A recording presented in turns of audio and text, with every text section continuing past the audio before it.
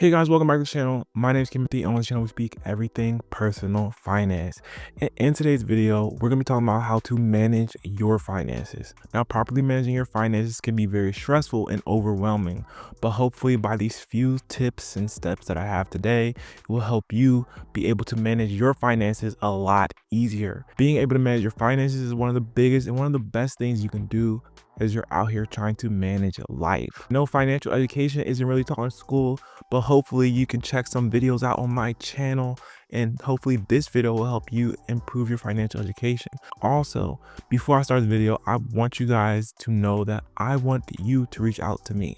I would love to hear from you and hear about your finances. Now, I'm not no professional or anything. I'm just a random guy on YouTube, but I love to talk about finances, and I would love to hear from you guys about your finances. So you guys can email me. I'll put the email at the bottom of the screen, and it's also in my description. So the first thing we want to do in order to better manage our finances is to take inventory and set goals. I mean by taking inventory is knowing what you earn after taxes, knowing your expenses, just really knowing your financial situation at that point in time. You have $10,000 to $20,000 worth of debt. Do you have a 6-month emergency fund? Do you have $2,000 saved for your vacation and you're hoping to spend $4,000 or $6,000 for a vacation? We need to know what we have so we can know what goals to set. Once you find out what you have, once you take inventory of your financial situation and see where you really are, we're going to set goals. So if your financial situation calls for you being in $10,000 or $20,000 worth of debt, and this year in 2025, our goal is going to be to pay off this debt. So in 2025, we're going to pay off $10,000 to $20,000 worth of debt.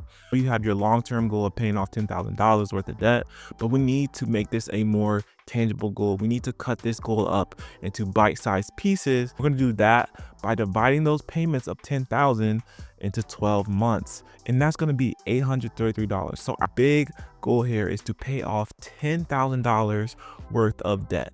The short-term goal, and it's still the long-term goal because you're still going to end up paying off $10,000 worth of debt in a year, is to save $833 a month so we can put towards that debt. So you see how we kind of cut it down. Instead of you thinking about this big number in your head, you're thinking about a number that's way smaller than $10,000 and just thinking about $833. Also, with the short-term goal, instead of just having that long-term goal of $10,000 in your head, you can cut it down to $5,000. And then within maybe 5 months, you want to pay off $5,000 of this debt. So it just makes it a lot easier to manage when you think about things from short term to long term. Have both of these goals in mind. Have a long term and a short term goal for 2025, but just try to attack your short term goal first, gradually work to this long term goal. I have a long term goal of paying off my student loans. I have about $25,000 left of student loans, and I'm not going to pay that all off in 1 or 2 years. So this is a long term goal. This is about a 4 to 5 year goal, but I also have many short term goals like saving for vacation or investing a certain amount of money every month. So just have these goals in mind. You should always have a goal, and goal setting is really one of the best ways to be able to manage your finances because it motivates you to continue saving. It motivates you to continue to learn more about finances. The second thing you need to do in order to manage your finances better is understanding compound interest. Compound interest is one of the best things. A lot of people might not understand what compound interest is and how it works for you. Compound interest is when you earn money on top of your money. So now on the flip side, compound interest can work against you when you have credit card debt. So imagine you have $1,000 in credit card debt and you only pay the minimums, but then you have an interest rate of about 15%. So that interest rate is going to build off of this credit card debt and work, and it's going to go up just like the interest rate in your high yield savings account, but this is money just to pay back. So this is why credit card debt is so bad, because compound interest works against you. So that's why investing and having credit card debt does not really make sense, because your money is rising in your investment accounts because of compound interest, but your balance on your credit card is also rising because of compound interest. So it really just kind of cancels each other out, especially if you have a credit card with 20 to 30% interest rate. The market has historically returned about 7 to 10%. So if you have any credit card debt, if you have high interest debt, be sure to pay it off as soon as possible so compound interest can work in your favor when you begin to invest. Speaking of debt, The third thing you need to do in order to better manage your finances is to pay off debt and build an emergency fund. So we have to do this first. We have to pay off our debts first. The debt is working against you. I just explained to you how compound interest works against you when it comes to these credit card debts. If you want to improve your financial situation, you have to get out of debt and you have to stop going in debt and not paying off your cards in full every month. Go into debt every single month. I run up my credit card every month with expenses that fund my life, with expenses like groceries, like gas, like going out to eat. I spend all my money on my credit card, and then at the end of the month, I pay my credit card in full. I've never missed a payment because I know how to manage my finances. I use my credit card, and you can use your credit card too because I like getting some points. You don't get that much rewards from it, but I like to get some points. So I use my credit card. I go into that every month, but I pay off my credit cards.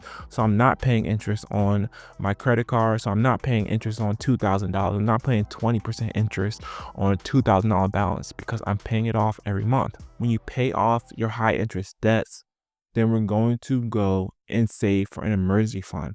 And if you don't know what an emergency fund is, it is a collection of money set aside for emergencies.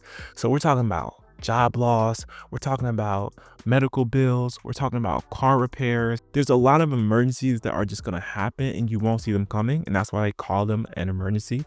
So you want to have money set aside. Now you want to have about 3 to 6 months set aside. I would say 3 months if you're in a stable job or if you have a dual household income. So I would say save 6 months for your emergency fund if you have a single household income or you just don't have that much stability when it comes to your job. Now, I know you might be thinking, oh my gosh, Timothy, that is so much money. Now, you have to calculate your expenses to get your emergency fund number, and you're going to see that it is a lot of money.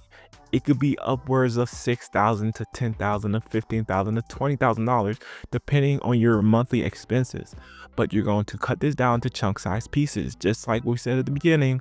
With prioritizing our goals, we're going to have a goal to save our emergency fund, but we're going to break this down into bite-sized pieces. So maybe for this year, 2025, we save $5,000 towards our emergency fund. Maybe you can save the whole thing, but we're just going to cut this down to bite-sized pieces. Save what you can towards your emergency fund, and be sure to always put your emergency fund in a high yield savings account because we like compound interest. We love it. We get 4 to 5% on top of $15,000 in our high yield savings account. That is a good day. So be sure to put your emergency fund in your high yield savings account. Now that you have paid off debt, you have saved for your emergency fund, we're going to invest into our 401k and our Roth IRA. Now, me personally, I would say that you invest into your 401k before you pay off debt. At least get the match because that's free money. We love free money, but invest to your 401k. We'll talk down about 401ks and all this, but if you're in a good solid job and you put a good amount to your 401k, it can really set you up for your future. It's super easy and it comes out pre-tax, lowering your tax bill. Open a Roth IRA. Many platforms out there where you can open a Roth IRA with, like Fidelity, Charles Schwab. With a Roth IRA, these are after-tax dollars being put in, so you are able to actually take out your contributions. So if you put in $7,000 in 2024, which was the max, you're able to take out $7,000. This is tax-free and penalty-free. Now that is only for the Roth IRA. When it comes to a 401k, there's penalties and taxes and all kind of stuff. So don't touch your 401k, but if you do need to pull from your Roth IRA, then you can do that. But I would just really try to not do that. But you shouldn't have to do that because you have your emergency fund in place, because your emergency fund is before this step. This is how you manage your finances. This is how you become a good manager of your finances, is by preparing and putting money in the right areas and putting yourself in good situations. And the fifth thing you need to do in order to better manage your finances is to just start investing. Get to it. You've paid off your debt. You've saved for your emergency fund. Stop thinking about investing and start investing. This is your message right now to start investing into your future.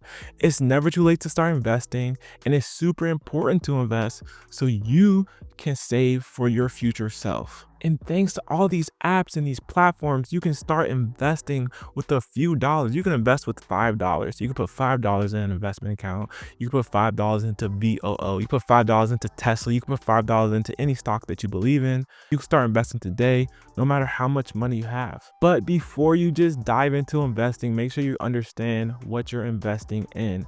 Make sure you understand the risk. Make sure you understand the rewards before you actually just jump into some random investment. Start small, but stay consistent. Consistency is key when it comes to investing, and also automating your investments is key as well, which I talk about automation all the time because I just think it's super important to automate your money.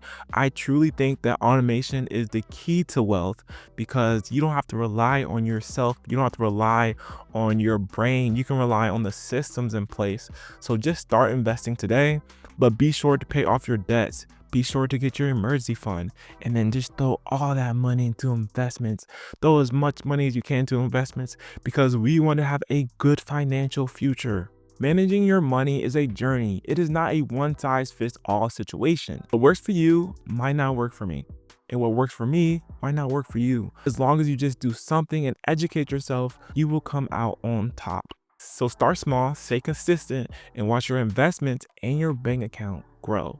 So what is your first step going to be? Let me know in the comment section. I hope you guys enjoyed this video. If you did, leave a like and subscribe to my channel, and I'll see you guys in the next video.